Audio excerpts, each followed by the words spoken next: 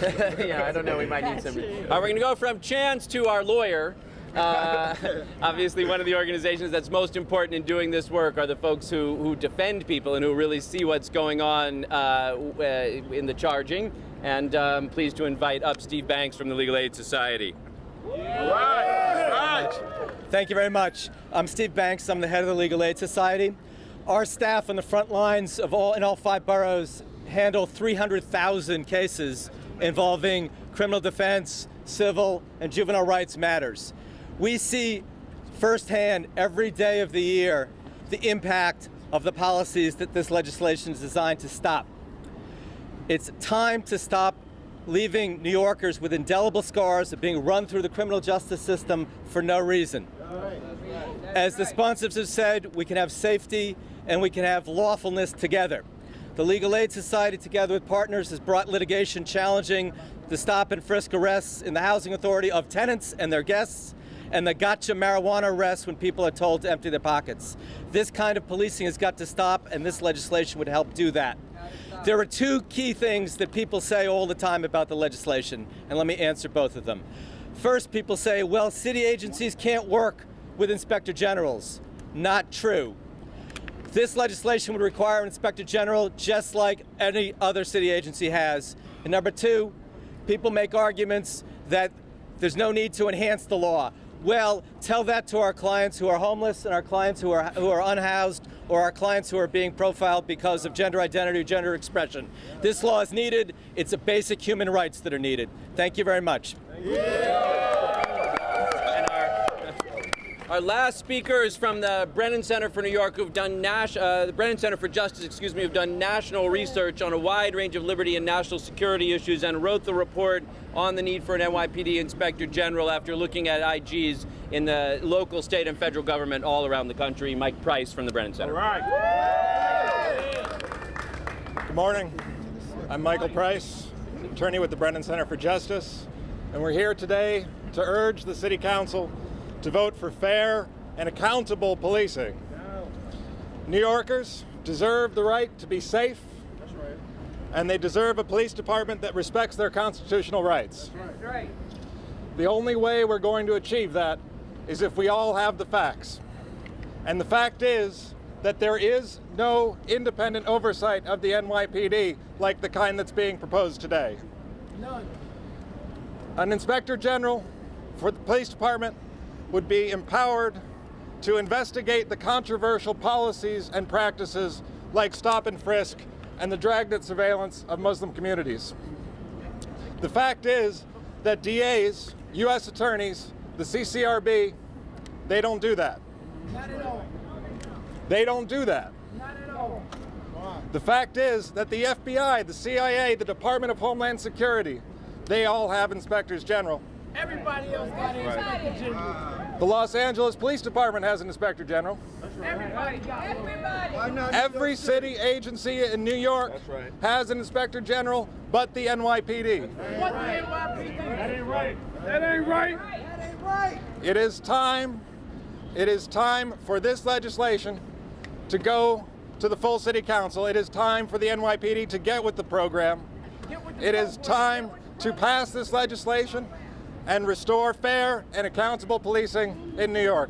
Enough is enough! Enough is enough! Enough is enough! Enough is enough! All right. Woo! It's hot, but it's all right. It's all right. Make it hot in the city. Make it hot. We're excited to get ready to go vote for this discharge. I want to be clear. Intro 1080 is not about anything except stopping profiling. We are encouraging good police work. We want that to continue. If Mayor Bloomberg and Kelly and the unions are against this bill, what they're saying is we have to continue to profile to do our jobs. We reject that summation. And in a couple of hours, you'll see how loudly we are rejecting it. Because we are ready to stand up to you in a way that you have not seen in quite some time. Because it comes a point when you have so much refuse to acknowledge the damages that are being done that someone got to step up for you. So we're ready to do that. We won't choose. We won't choose. We won't choose. We won't choose. We won't choose. All right. We won't choose. We'll take a few questions. In a couple of minutes, about 15 minutes, the mayor and the police commissioner and the union are probably going to say something like, if you pass this bill, you go back 20 years to crime the way it was. How do you respond to that? If we don't pass this bill, we'll continue to think we're in the 1960s, and we're not. We're in 2013. Everybody behind me, black, white, brown, Asian, Muslim, Jewish, LGBT, everybody has a right to live in 2013 where it says we can have better policing and safer streets at the exact same time. And we ask Mayor Bloomberg, and we thank him for the legislation of 2004. But we ask him to join us in saying that the people who are behind us deserve just as much protection as everybody in the city of New York. We need to stop the fear-mongering. I am asking all of the media to remind him, Commissioner Kelly, and the union of my challenge. Point out in this legislation where you will not be able to use any of the protected categories as descriptions, I will withdraw it before the discharge vote. But if they can't, they need to withdraw their ads, withdraw their substitution, and come on the right side of history. I'll just add, we've also made clear to them over and over again, and we've shown the data, and we're waiting for a response here as well. In 2004, when there were about 100,000 stops, there were about 1,800 victims of gun crimes. And in 2011, when there was 600,000 stops, there were about 1,800 victims of gun crime. There is no evidence. Bias-based policing would be wrong even if it worked, but there is zero evidence that it works. It doesn't work. There's nothing. It doesn't work. We're happy that murders have gone down. But for a great amount of time, there was the same amount of shootings, which means people were receiving better medical care. I'm happy that murders are going down, but it has nothing to do with stop, question, and frisk. If the same amount of people are getting shot, we want them not to be shot in the first place. So we ask him to join us in discussing ways. He's doing a great job nationally with gun violence, not so much in the city of New York. We want to make sure he sits down with us on both of those issues. Heinlein appoints a monitor as part of a consent decree in the stop and frisk trial to oversee specific reforms around stop and frisk.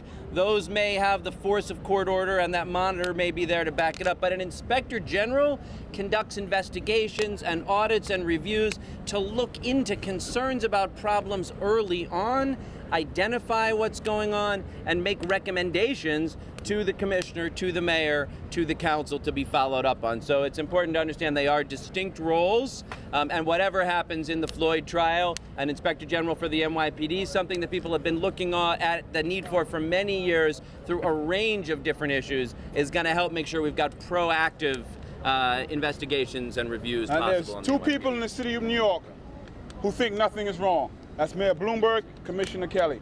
Everybody else has their eyes wide open. Do you think you have a universal majority? Sorry? Do you think you have a universal majority? I think we have enough support in the city council. I'm very proud of the city council. We're going to discharge this vote. We're going to pass this legislation on Wednesday. You're asking for something that's happening way down the line. We're going to get it out of city council loudly. We're going to get it out with a lot of support, and we're very proud of that. And we anticipate an override. We anticipate getting past the override as well. We're optimistic. The vote is Wednesday? Sorry? It may be Wednesday or Thursday, yes, the vote. Why do you think Bloomberg and Kelly are so strongly opposed to your bills, and if you think they bring some common sense? I believe, my personal belief is that for some reason he believes this is a challenge to his legacy.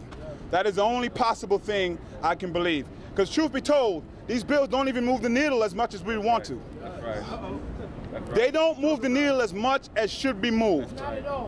Very little do they move the needle. And if you look at the bills, you'll see that. So the only reason that I can believe is that for some reason he still believes he's going to go down as one of the best mayors in history, and he's worried about anybody that challenges his legacy.